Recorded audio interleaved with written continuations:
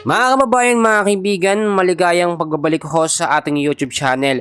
So meron tayo ngayong pinaka-latest weather update sa lagay ng ating panahon. Patuloy pa rin natin minomonitor ito nga pong low pressure area sa loob ng ating Philippine Area of Responsibility na tumaas na ang tsansa na maging isang ganap na bagyo sa mga susunod na mga oras. Pero before that, huwag nyo muna kakalimutan na mag-like and subscribe para lagi kayong updated sa lagay ng ating panahon. So update tayo ang low pressure area na ating minomonitor sa loob ng ating PAR o PAR, no? Philippine Area of Responsibility ay nasa medium chance pa rin maging isang ganap na bagyo, tropical depression within the next 24 hours. Ang lokasyon nyo ngayon ay meron pong layo ngayon na 305 kilometers east of Virac, Catanduanes. So mga kaibigan ko, pinag-iingat yung mga lugar dyan na posible pong makaranas, no, ng mga bugso o malawakan pong pag-uulan. Alamin na muna natin yung mga lugar nga po na apektado nitong tinatawag natin, no, na heavy rainfall outlook dahil po sa southwest monsoon at low pressure area.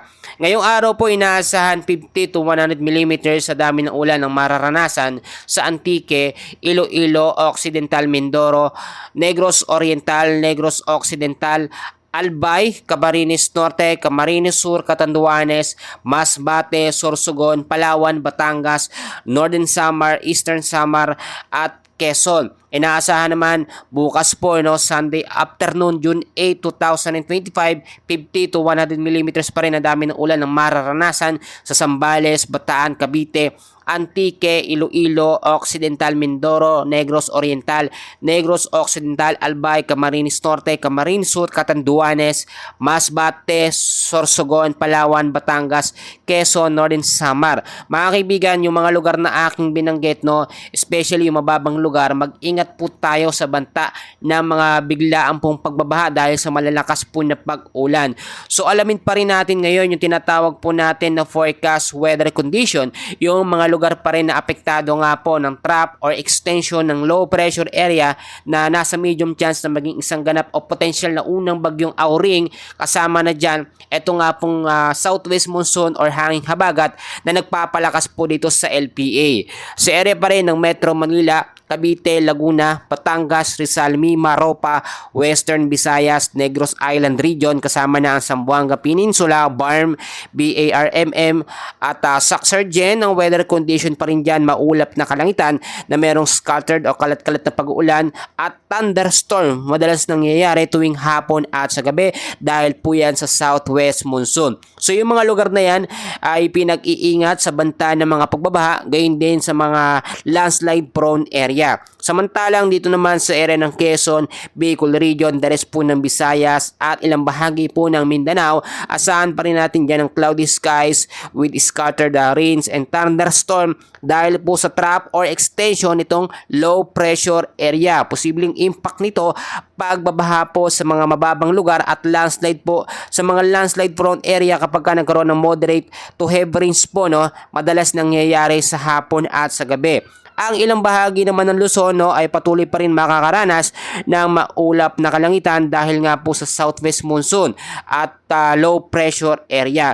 So maging alerto tayo sa mga posibilidad na mangyari dahil nga po eto nga po ay yung simula na, no, or potential na bagyo ang siyang magpapaulan po sa malaking bahagi ng ating bansa. So at gayon pa man, no, ay inaasahan pa rin magdadala ng matindi at tuloy-tuloy po ng mga pag-ulan itong habagat, mga kaibigan ko.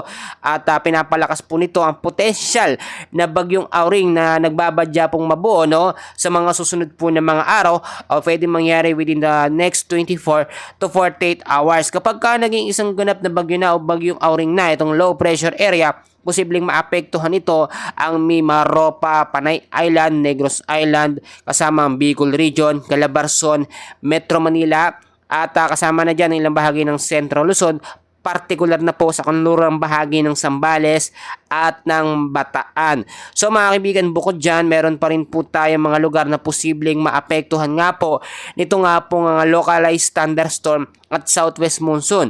Posibleng makaranas po, meron tayong tinatawag na heavy rainfall warning.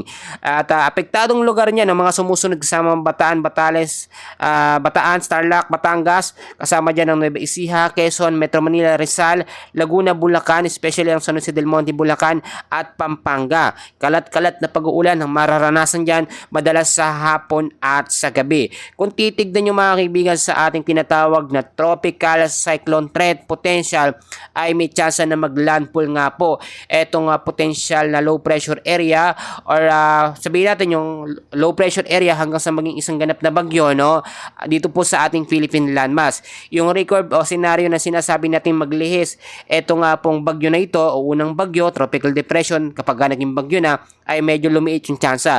Bukod dyan mga kaibigan ko, meron din tayong nakikitang update ng panibago pa, no, or bagong low pressure area na halos kasunuran lang nga po nitong low pressure area sa loob ng PAR. Etong bagong low pressure area na ito, nasa labas pa naman ng ating Philippine Area of Responsibility, pero meron po itong medium chance na maging isang ganap na bagyo. So kung titignan nyo, mangyayari ang isa hanggang dalawang bagyo na mabubuo po sa loob ng ating Philippine Area of Responsibility ngayong buwan po ng June. So maging handa na lamang po tayo sa mga posibilidad na pwedeng mangyari. Kahapon sa sobrang lakas ng pag-uulan, nagkaroon ng biglang pagbabahano sa malaking bahagi po ng Metro Manila.